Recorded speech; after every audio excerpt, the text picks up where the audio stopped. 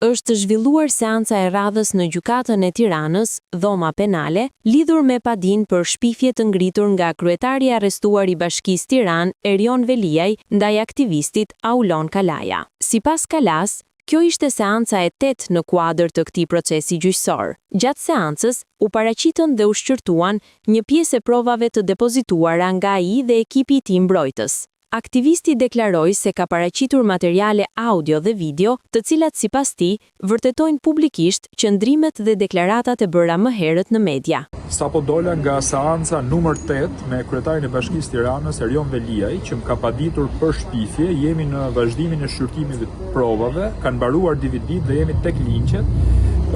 Do vazhdoj sërish gjyqi, kemi seancën në datë 19 shkurt në orën 14, nuk tërhiqem nga asnjë deklaratë.